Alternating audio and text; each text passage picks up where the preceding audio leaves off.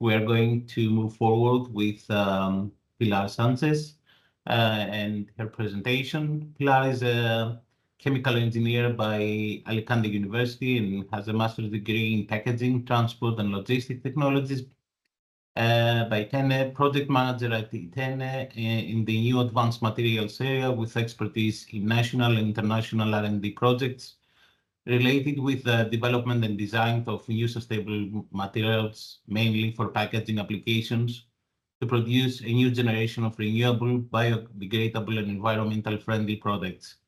Pilar will talk about cellulose derivative additives for composites production with potential usage and applications. Thank you, Pilar, for being here today, and the floor is yours.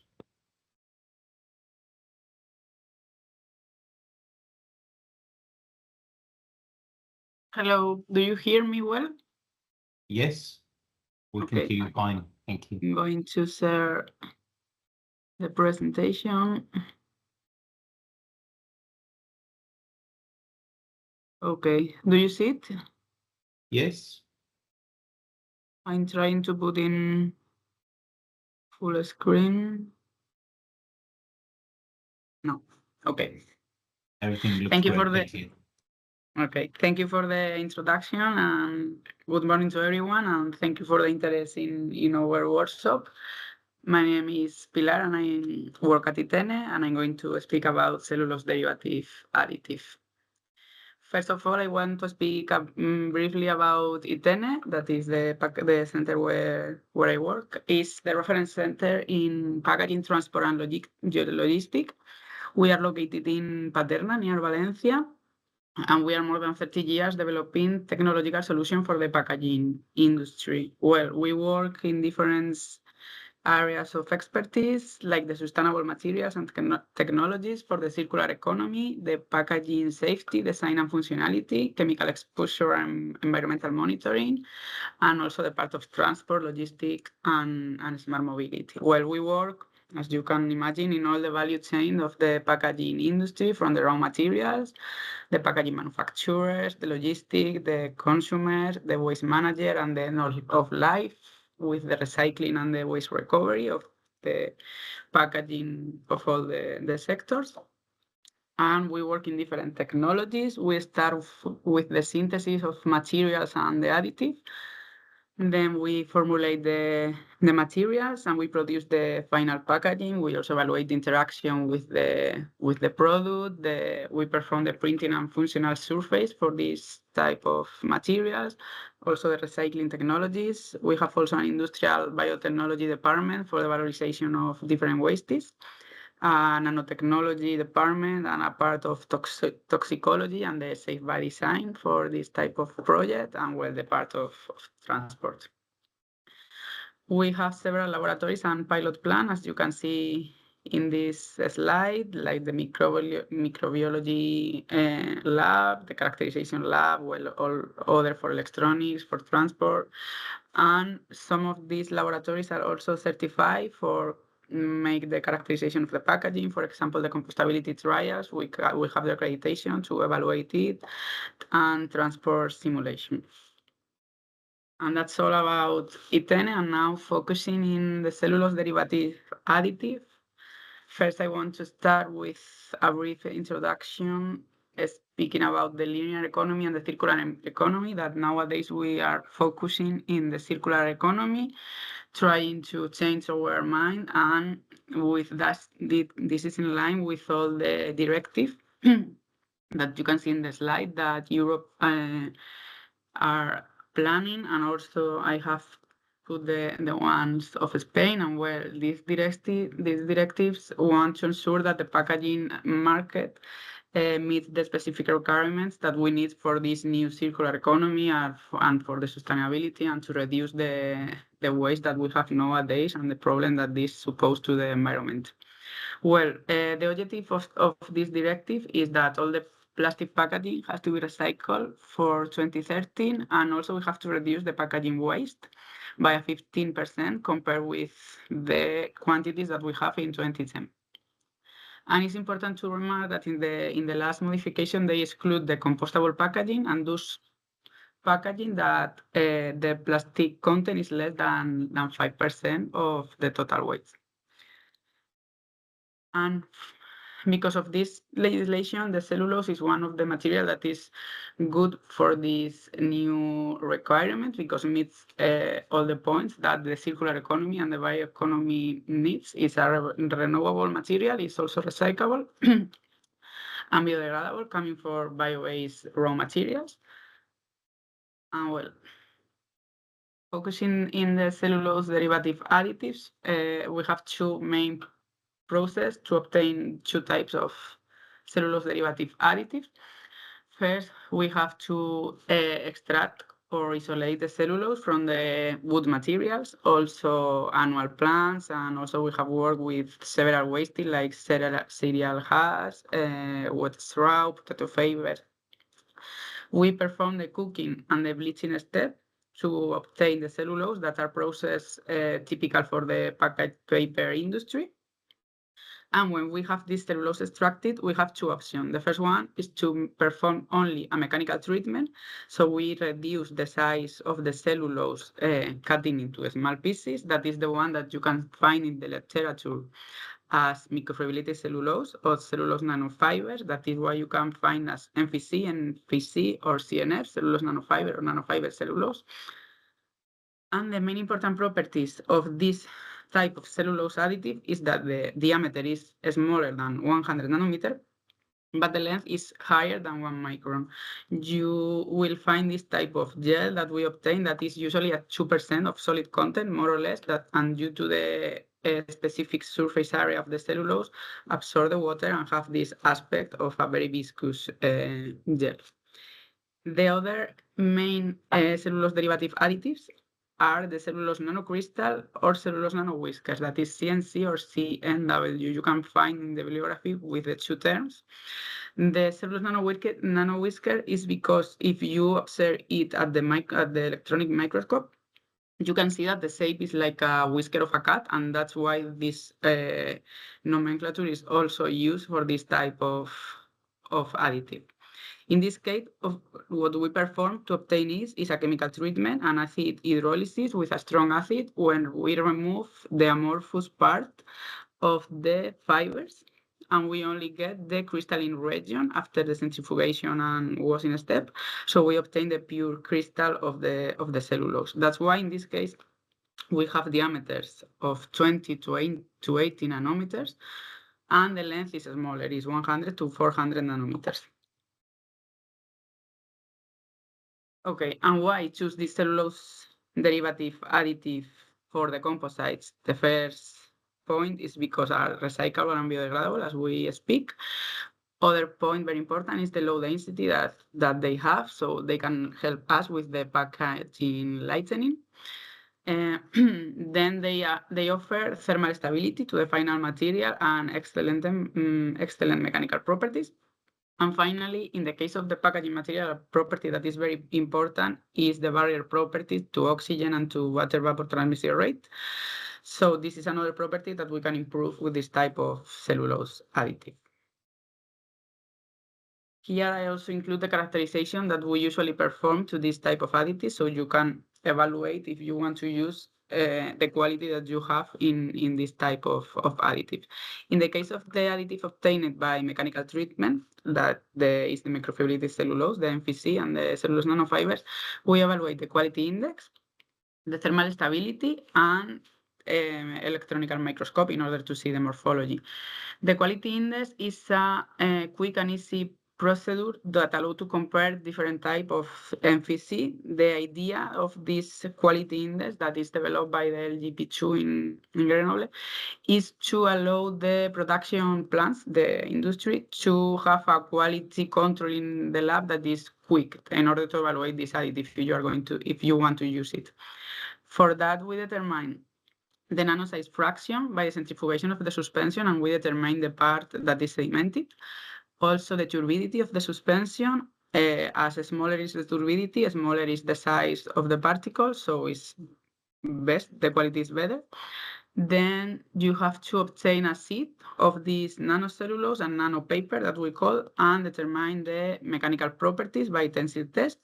and you obtain the yaw modulus. And finally, the microscopic length with an optical microscope that you determine the part that you can see with this with the capacity of an optical microscope. That means that the fibers are in microscopic size, and you have, with a software analysis of the pictures, you get a number. Then you put these 4 parameters in the equation that you see here, and you obtain a value between 0 and 100. This is the simplified quality index because there's another one that has 8 parameters, but in our case, we usually use this, that is the quick, just to have as a quality control of the cellulose nanofibers. Here, I have also included the results of our benchmark MFC that is obtained with eucalyptus pulp, and is the one that we are obtaining in REDONDO Project. Here you can see the parameters determined. For example, here you can see the fraction sedimented of the nanosize fraction. And we obtain a quality index of more than 60. That is comparable with the quality of the commercial references that we have now in the market. That is between 60 and 80. I have also included the thermal stability by thermogravimetrical analysis. And as you can see here, we have the main peak of degradation at 330 degrees. That is good for the processability of composite materials.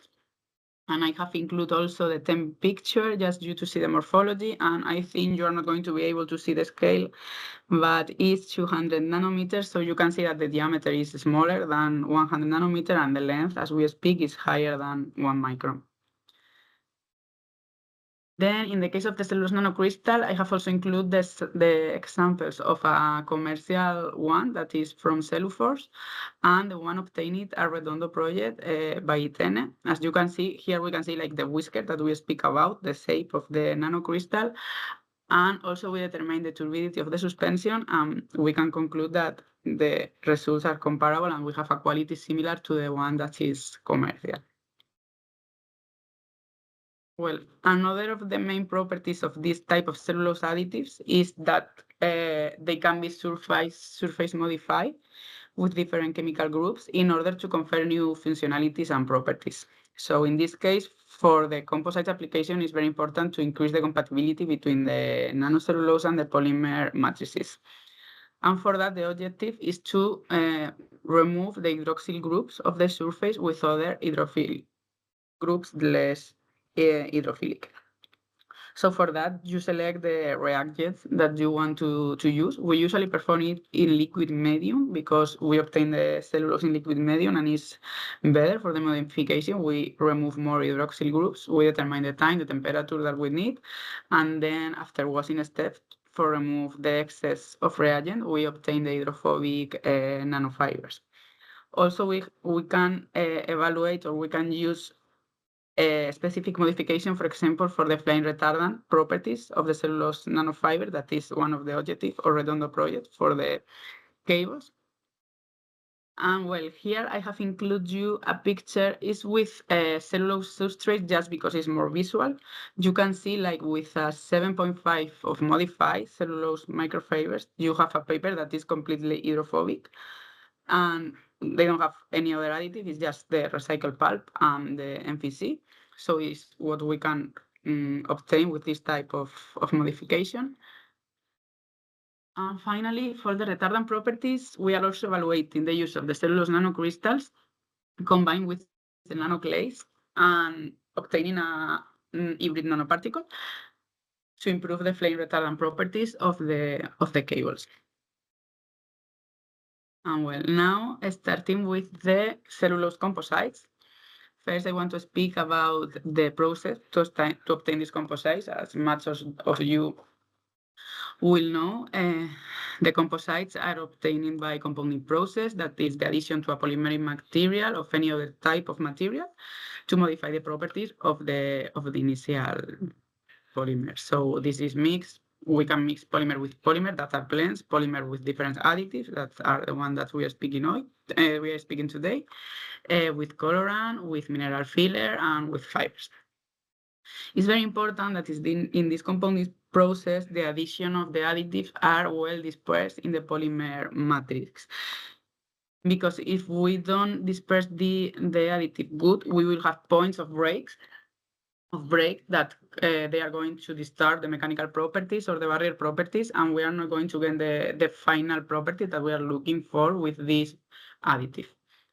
For that, in ΙΤΕΝΕ, we work always for the composite production with co-rotating twin screw extruders with modular design. So we have the advantage that we can design a specific screw configuration for the different polymers and the different additives, taking into account the thermal stability of the matrix, all the additive, the shape of the additive, the amount that we want to add of this additive, and with that, we can obtain a final composite that is with the property that we want. Here I have also included the stem of the extruder where you add the additive, the matrix, and then the different additives. You can have different feeder for this type of additive. Then you call the material and you cut to obtain this shape that is the pellet. And well, then the cellulose composites, where can we apply, or where sectors are the one that these composites are applied? One of it is the packaging material to improve the barrier properties, to use it in biobased and biodegradable biopolymers, to obtain a complete material that is bio-based and biodegradable, to improve the properties of this biopolymer, to make them comparable with the conventional polymers. That is one of the main points that we are researching today, to give new alternatives to the market for this packaging material. In the construction sectors, to improve the mechanical properties of the material and also to reduce cost. In the automotive sector, also to improve mechanical properties, reduce cost, and also in this type of sector, it's important that we can reduce weight of the automotive, of the material, and well, other sectors like textile, electronics, and biomedical, because this material is compatible with the dispositive that they use in this type of sector. And here I have included some examples. First of all, here you can see these are the standard proof that we obtain for determining the barrier properties in the lab scale with extrusion and then injection process. Here is the PLA matrix with any additive. Then here you can see the PLA with a bad dispersion of the additive that I want to show you. And here is the additive well dispersed. The color that you see is because the modification of the cellulose get this color. So we have final coloring in the material. The PLA gives us the opportunity to evaluate this dispersion because it's transparent. And here I have included you the mechanical properties, the Young modulus. As you can see, we improve a bit with the PLA and the cellulose nanofibers. And here the elongation at break. And as you can see here with this one, we improve it, and with the second one, no. And this can be due because we don't have a good dispersion of the additive, and we have this point of break, these break points that we speak about.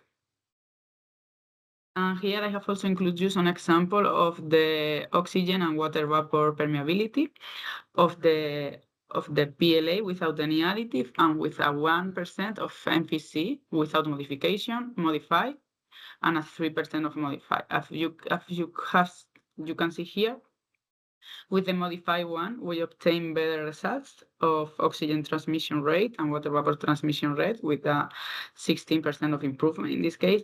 And also with the 3%, we reduce or we not improve the barrier. And that is because with this type of additives, 3% sometimes is too high, and we have these agglomerates that disturb the final properties. So sometimes it's better to use only a 1% of this type of additives. And here I have also included you. I want to show you the improvement of the thermal stability or the thermal degradation of the polymer with the additive with the different screw configuration. So we have, this is like the first trial, and then we modify the design of the screw, and we obtain finally this try that is transparent but have included the additive inside, so it's very well obtained and not degraded with the compounding and thermoforming, that in this case is a thermoform dry process. And well, to finish, to take two home message, we have to speak about that the cellulose derivative additives are biodegradable, recyclable, bio-based, and improve the mechanical and barrier properties of the composite materials. We have to speak that the cellulose derivative additive include additives such as the microfibrillated cellulose or cellulose nanofiber obtained by mechanical properties and the cellulose nanocrystal, that the surface of these cellulose derivative additives can be chemically modified and we obtain new properties and functionalities to the final material. We speak that in the compounding process, it's very important the dispersion of the additive in the matrices to get the final property that we are looking for. We speak about the sector that the cellulose composites can be used in, like the packaging sector, the construction sector, automotive, textile, and biomedical materials, among others. And finally, we saw some examples of improvement of the mechanical and barrier properties obtained with this type of cellulose derivative additives and biopolymer. And that's all from my side. Thank you for your attention. And if you have any question, or you can also write to me to the email after.